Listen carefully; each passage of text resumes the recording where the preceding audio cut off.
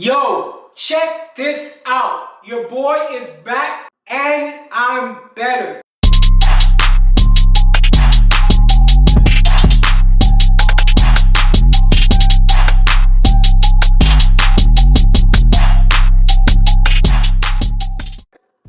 Yes, I'm back and I'm better. Honestly, you guys, I know it's been a while since I dropped a video. I maybe probably have 3 or 4 videos on this channel, but my goal is to drop a video every week from now on. But I needed to take some time. I needed to take some time for myself and rediscover my purpose, rediscover who I am as a person and who I want to become. All right, so today I decided to jump on here and create this video because I'm in a greater place, honestly. As you guys can see, your boy got rid of the dreads, and it's honestly because that has been part of the process. Getting rid of the dreads has just been part of the process. That's the part of the reason why I haven't been so vocal and so visual on social media, not even on Instagram. The dreads symbolize somebody that I was. This version of me, you guys are not ready for this. This version of me is the person that I've always wanted to become. And I'm really grateful to have taken that time. So, today what we're talking about is along the lines of the journey that I'm on, becoming the 1% man. And the reason why I believe that I'm credible to speak on this is because the time that I've taken to take inventory and work on myself has given me so much knowledge, so much insight onto this person that I'm becoming.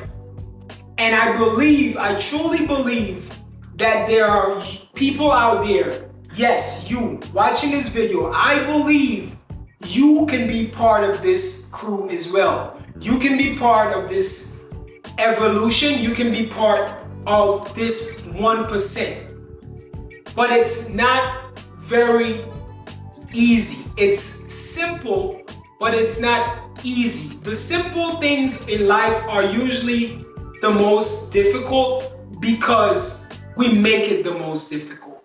Again, I'm gonna say, the simple things in life are usually the most difficult because we make it the most difficult. So once we understand that, we know we need to get out of our own ways and we need to just do it. Just do it. Don't think about it.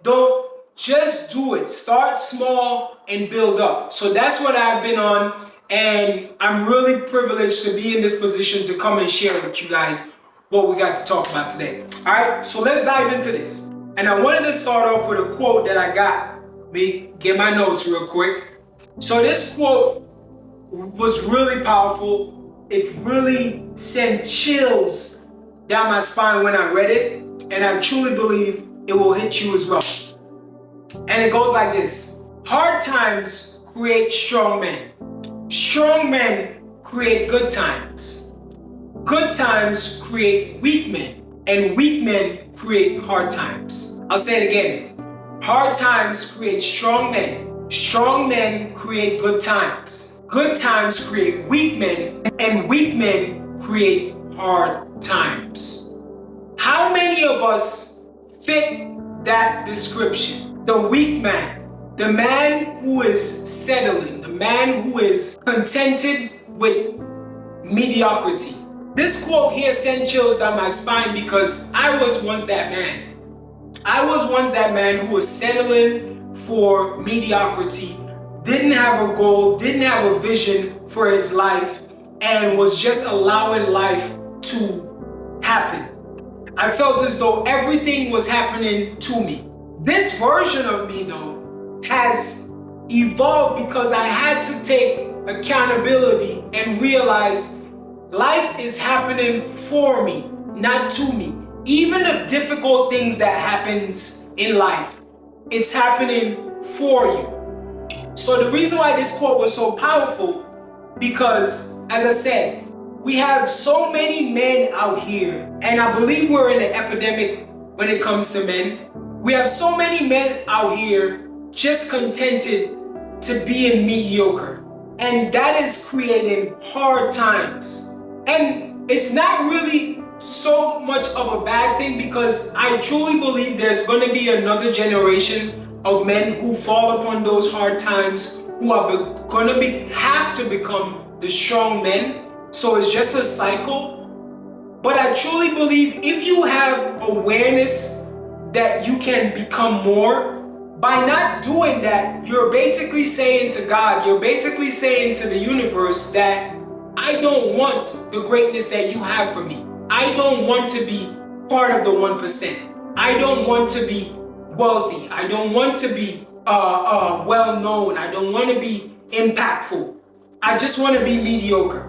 So it's really important when you discover that you are potentially part of that 1% to take action. And that's what we're coming here to talk about. The action that's necessary for us to take as part of that 1%. And as I said, I made some notes, so bear with me here.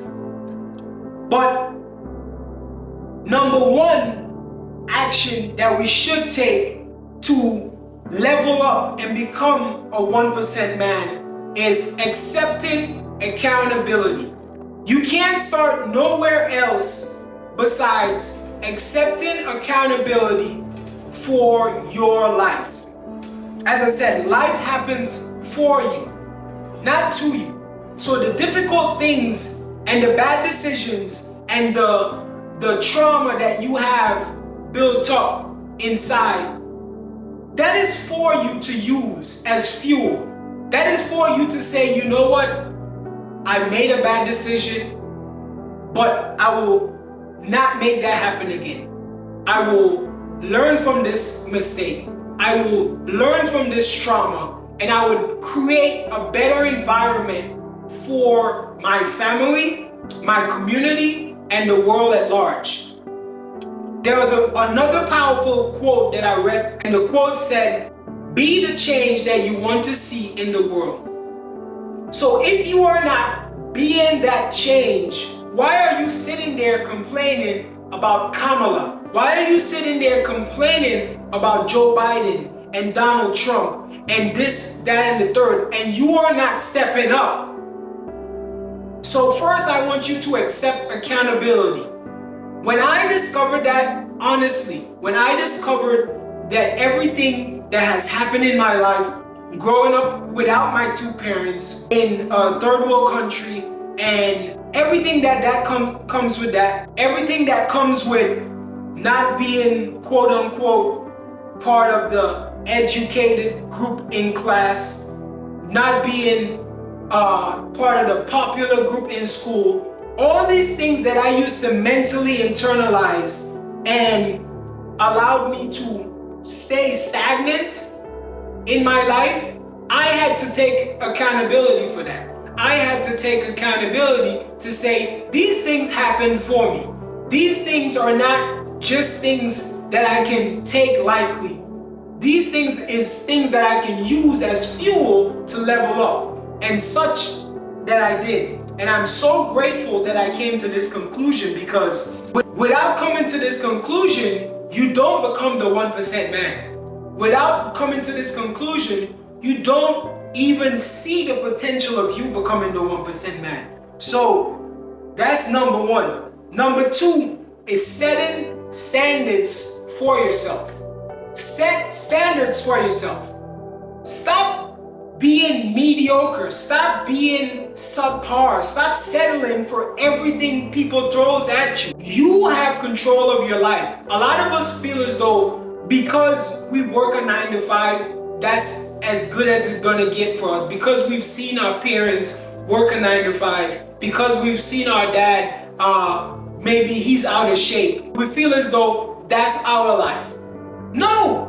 You get the chance to set standards, set high standards. Set standards so high that you know if you don't adhere to these standards, you're not going to be considered a 1%. What I had to do for myself, I had to write these things down. And this is when you become a 1% man. You write things down. Nothing is put up to chance. You have to see it on paper. So I started writing down standards for myself. I started asking myself, in this type of situation, what will be my response? What will be the standards that I hold for myself? So some standards that I hold very highly for myself is my physical appearance, the amount of books that I read, educating myself, stuff along those lines. And by doing that, you're inviting to you more responsibility. Your capacity to do more becomes greater just by you setting high standards for yourself. Just by you setting those high standards for yourself, you are inviting the universe to give you more because now you are becoming more. I heard Jim Rohn said one time, you attract success by the person you become. So you first have to become that person that is wealthy. You have to become that person that is healthy. You have to become that person that has a brilliant mind. And by setting systems, standards for yourself, day by day you get closer to that person. Number 3, prioritizing health. I know a lot of you listening to this, when I say the word health, the first thing that comes to mind is physical health. And that's okay. That's one area of health. But you have your physical health, you have your mental health, and you also have your financial health. As a man, you have to have these 3. Your physical health, your mental health, and your financial health in order. Your physical health is super important because without the physical, you can't do anything. Together with the mental health, without the mental, the physical is nothing. So it goes hand in hand. But one that a lot of us as men, we neglect is that financial health. You have to be the man that says, I am going to maximize my earning potential. I am going to make as much money and be as disciplined and as a steward as possible with my money. So whenever hard times comes, I'm prepared. And my friend, I know you have a positive mindset. I know you're probably saying to yourself, I don't believe that hard times will come to me because my mindset is so well. And hear me out. Hear me out. Hard times is going to come. There's no way that the rain is not going to fall. The rain will fall one day. And when the rain falls, it depends on how good your raincoat, how good is your umbrella, how good is your shelter in general. And that shelter is your financial health. So, if you are not healthy in any of these 3 areas, work on it. Work on it. If you are not healthy mentally, get up and start working out. If you're not physically, if you're not healthy mentally and you need help, seek help. There are professionals out here that deals with mental health and they would help you. If you need to speak to someone, seek help. Don't just sit in a corner and feel as though the world is against you. No, you have the opportunity. And if you are not financially there to invest in that, seek wise counsel. Go to a church. Go to some free seminars. Get different perspectives. Do deep breathing. Do meditation on the mornings. Work on yourself. There are so many ways to work on your mental health, but you have to want that for yourself and your financial health as well. If you are not in a good financial position, if you know that you are not making the type of money that you want to make, ask yourself, how could I double? How could I triple? How could I 5x my income? And figure out ways on how to do that. Maybe you start selling t-shirts. Maybe you start doing online coaching. Maybe you start selling cakes, baking cakes. You start selling food. whatever it takes, do whatever it takes. If that's not the route that you want to take and you want to do something in the corporate world and maybe you're hitting the ceiling in your company right now, maybe you need to work on your resume. Get a few more skills under your belt so that you can beef up your resume and go ask for a raise at your job. And if your manager or your boss doesn't want to give you a raise, now you have the skills to go out there and do something about it. Remember, you have control of your life. Do not be a victim. So, I know I rambled on that one, but it's really important that we work and prioritize our health. And those 3 areas of health is crucially important. No one is more important than the other, in my opinion. Maybe your physical and mental. Maybe. Hey, what's up, y'all? If you're watching this video right now and you've made it this far, I really do appreciate you. I noticed this video has been going on for some time, 16 minutes now. So I decided to cut this into 2 parts. If you would like to see part 2 of this series that I'm making here, I would love for you to get this video to 100 likes. That's all I'm asking. Let's get this video to 100 likes. That will give me the encouragement to go on and edit part 2, because honestly, the editing process is a lengthy one because I'm still new to this.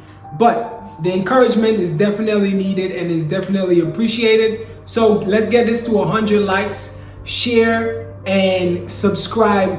That's gonna help the algorithm. That's gonna help the channel to grow, and that's gonna help the motivation for me. Love and appreciate you. Peace.